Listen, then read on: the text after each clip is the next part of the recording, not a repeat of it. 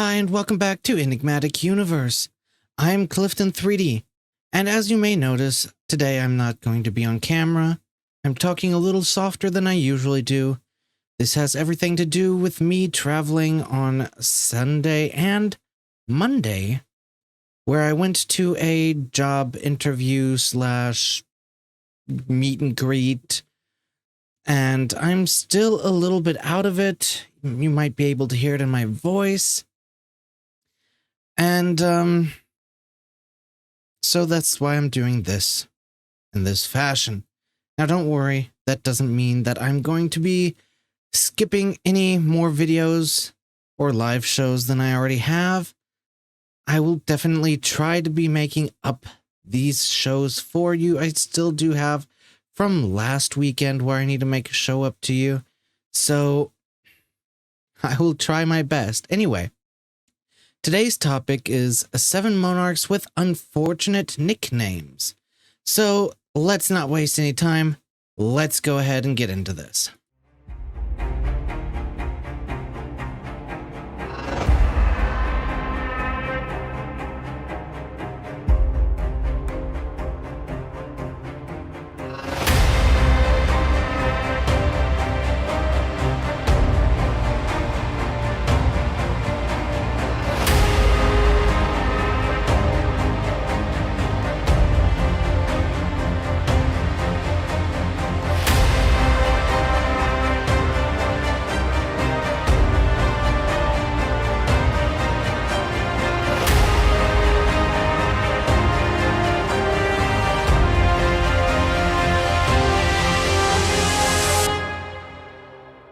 So today's article is from Britannica.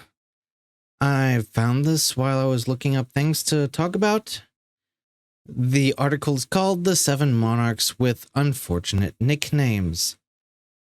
We have all heard of the great monarchs of history. Alexander the Great, Frederick the Great, Catherine the Great, etc. But what about those who weren't quite so great?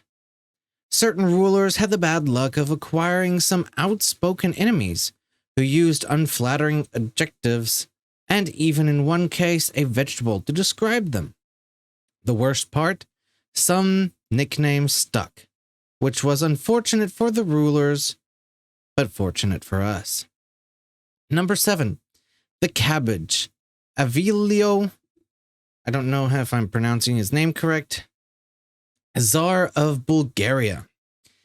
Avilio embodies the rags to riches tale. Born a peasant, he was known by his Bulgarian nickname, Cabbage. He led an uprising in northeastern Bulgaria in 1277, wherein he and his army gained multiple victories against the Tatars. After his army killed Tsar Constantine during one of the battles, Avilio was recognized as the new Tsar of Bulgaria. His reign was short. He was beheaded by political rivals in 1280, but his name lived on as two false. Avilios later tried to lead peasant revolts under the inspiring moniker of the man also known as Cabbage. That's one hell of a name to have. I wouldn't want to be called Cabbage. The do-nothing Louis V, King of France. The last king of the Carolingian dynasty, Louis V was known for his disappointing and uneventful reign. Crowned king of Aquitaine in 979, while his father was still alive, Louis the do-nothing proceeded to do just that. He never succeeded in his efforts to retake Aquitaine and try Archbishop of Reims for treason, and he died in a hunting accident at the age of 20 with no legitimate heirs. Number 5. The Bald, Charles II, King of France and Holy Roman Emperor. I get a feeling that France has a lot of those weird nicknamed kings or rulers. The Holy Roman Emperor Charles II is known for his many familiar land disputes. After receiving land from his father, Emperor Louis I, Charles became embroiled in a series of civil wars amongst his half-brothers over the maintenance of land for succession status. However, whether or not this Carolingian ruler was actually bald remains a hotly contested point.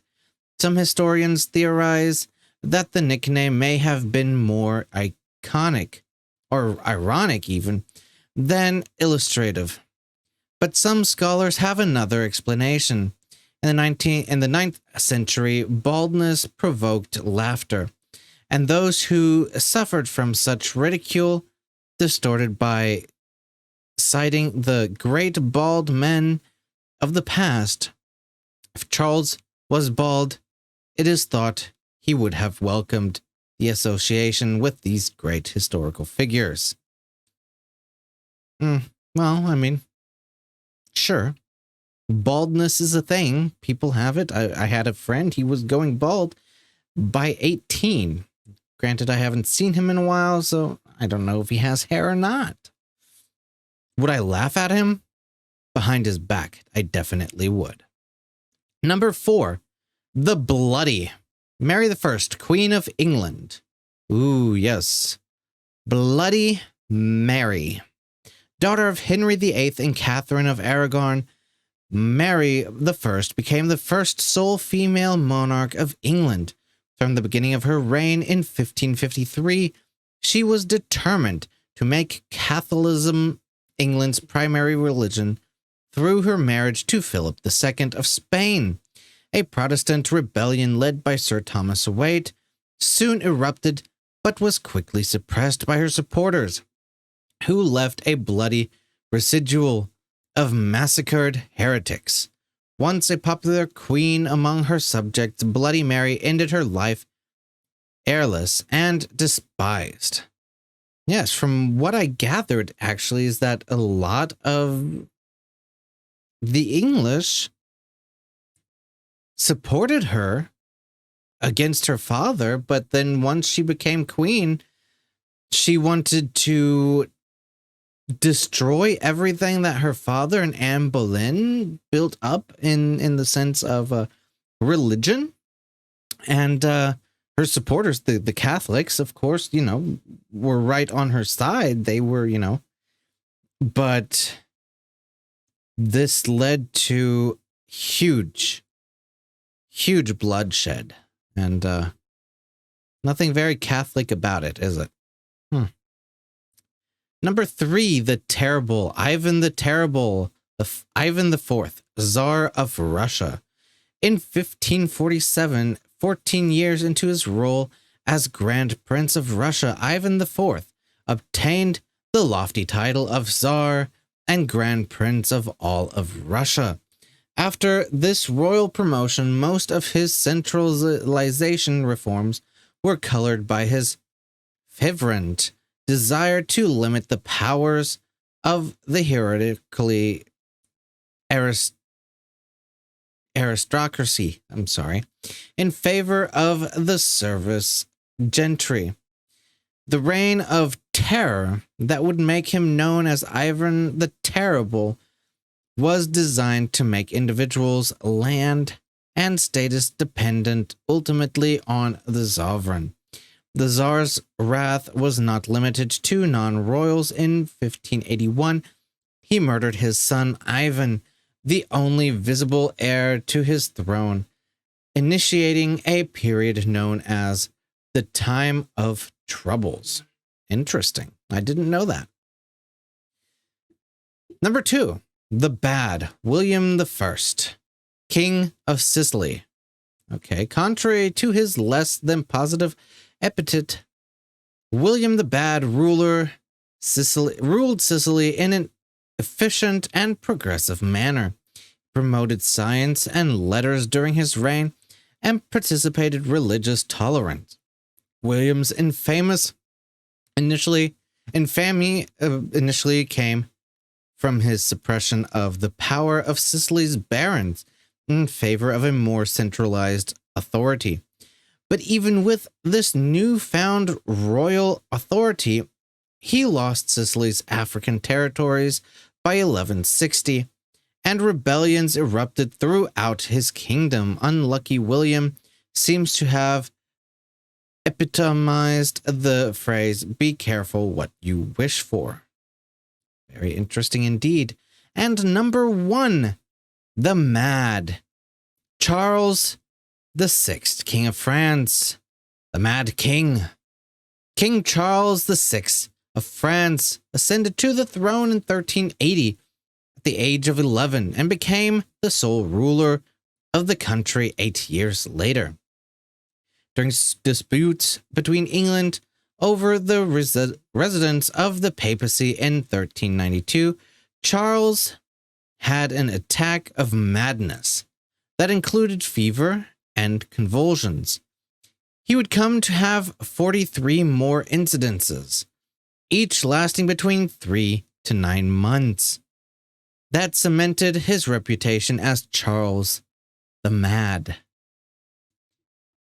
Very interesting indeed. Alright, so I know this video is a little bit different than from what I usually do, but I definitely want to make videos, and I thought this would be an interesting topic. I hope you agree with me. Definitely let me know down in the comments below what you think. Give me critique. It's alright, I can take it. Anyway, I hope to be back to normal at the very latest this weekend. Anyway, thanks for stopping by. Remember to hit that like button because, well, you know, likes are like cookies for YouTubers. We just can't resist them. And hey, if you haven't subscribed yet, what are you waiting for? Subscribing is like adopting a virtual unicorn. And who wouldn't want a majestic creature like that in their lives? So join the party, hit the subscribe button, and keep following. Stay curious, stay skeptical, and keep those tinfoil hats closed. You never know when they might come in handy. Until our next extraordinary adventure, this is Clifton 3D signing off. Stay weird, my friends.